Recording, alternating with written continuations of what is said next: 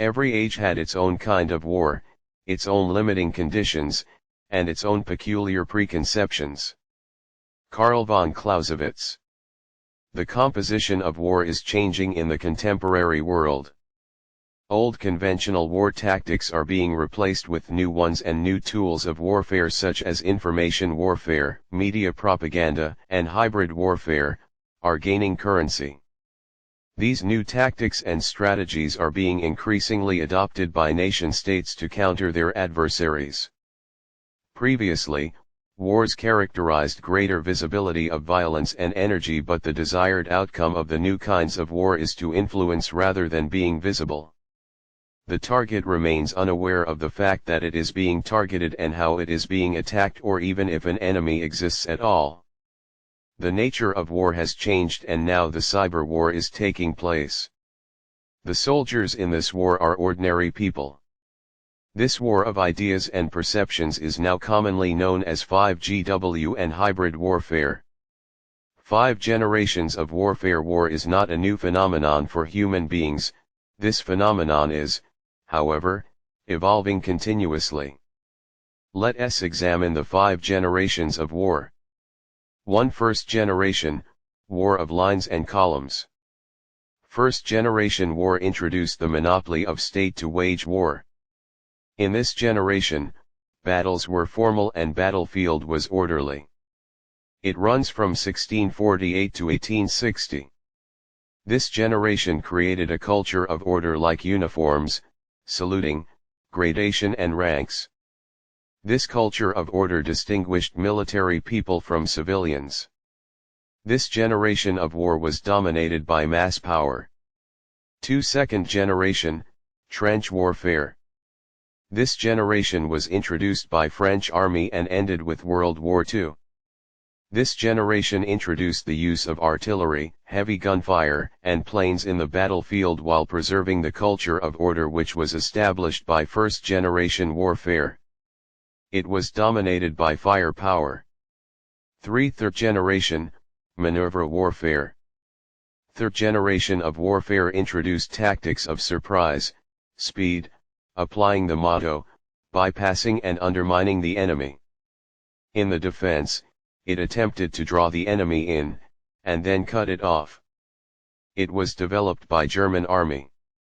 In the third generation, Army's main focus was the enemy, outward situation, and result of the situation.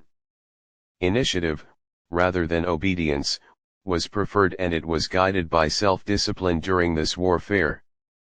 It was dominated by maneuver tactics of warfare. 4. Fourth generation, non-state actors. This generation introduced non-state actors in the warfare and denied the state's monopoly of waging a war. Now all over the world, non-state actors, e.g. Al-Qaeda, Hezbollah and Hamas, are rising, and the state is losing control. In fourth generation, the state is a rather weaker party despite having advanced technology and firepower. 5. Fifth generation, wars of perception and information. Fifth generation warfare 5GW is the battle of perception and information.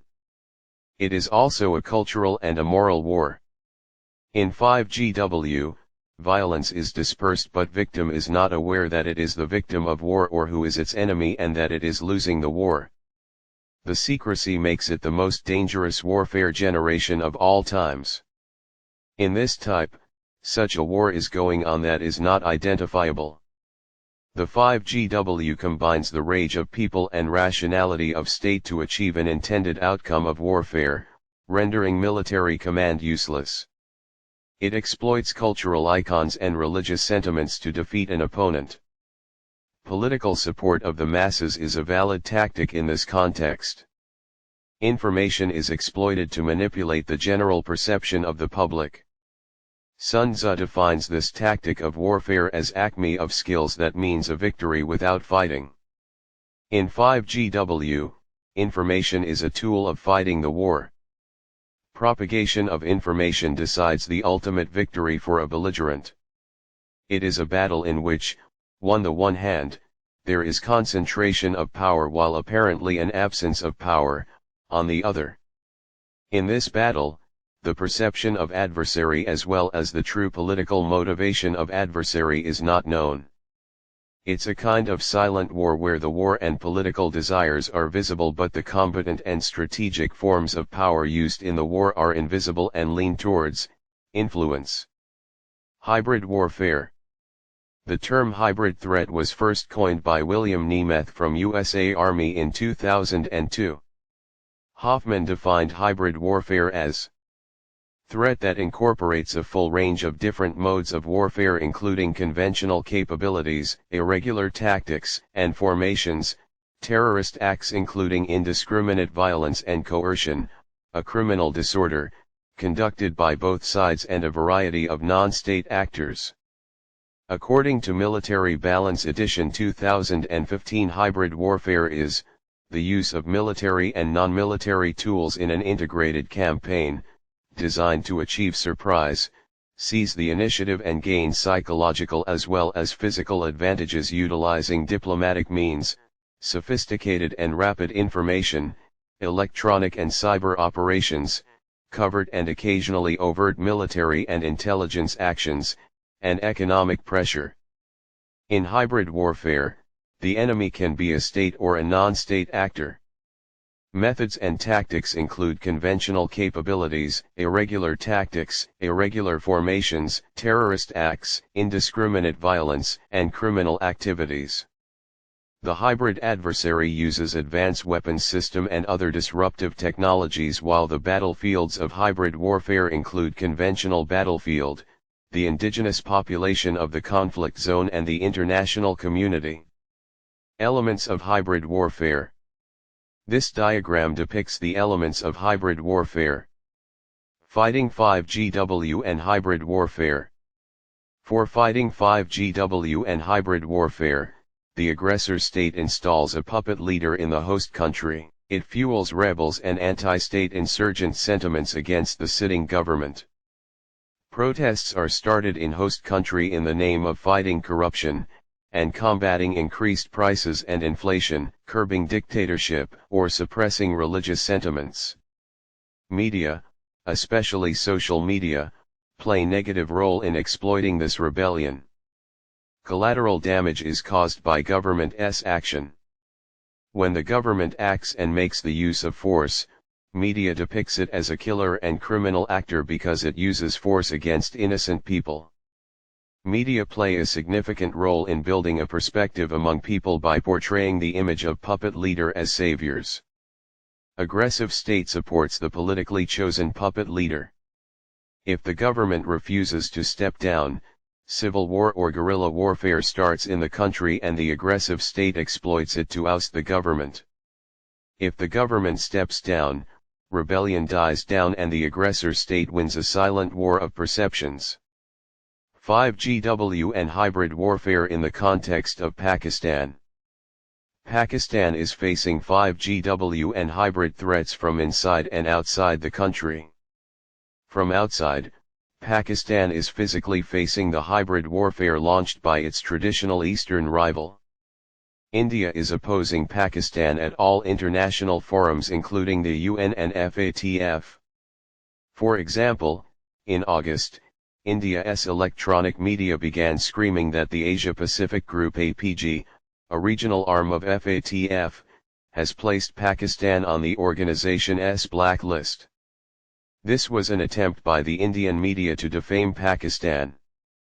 On the first place, APG has no mandate to decide on the listing. The decision on grey or blacklisting rests with the FATF plenary, and not with the APG. Secondly, even if APG recommended blacklisting, it had not issued its official communiqué on the latest meeting. India is also trying to subvert Pakistan diplomatically by portraying it as a hub of terrorism. Hostile countries are also trying to subvert CPEC as it is benefiting Pakistan economically, and will prove to be a game changer for the country. Internally, violent movements such as Baloch separatist groups and the Pashtun Tahafuz movement PTM could qualify as the component of 5GW and hybrid warfare. Many wage a hybrid warfare against the army of Pakistan by raising the slogan like Ye Jo Dahshatgardi Hai, Iski Piche Vardi Hai, army is behind this terrorism. The biggest 5GW and hybrid warfare in the country is going on between the opposition and the government. Both fronts are using social media negatively against each other. Name-calling, taunts, criticism and chaos in parliament are the order of day, leading Pakistan to instability. Conclusion: warfare has never been uniform since the beginning of the mankind. Ways and means to wage a war are evolved through trial and error process and will continue to do so. Internal and external factors provide breeding grounds for war. Presence of multiple threats and vulnerabilities provides ample ground for furthering hybrid war against Pakistan. Academia and various think tanks in the country have started to discuss 5GW and hybrid warfare. Hence, the process to educate the people about new war has already begun. Pakistan and its people, as a whole, need to be on common front to counter this hybrid warfare for the cause of a literate, peaceful, stable, and flourishing Pakistan.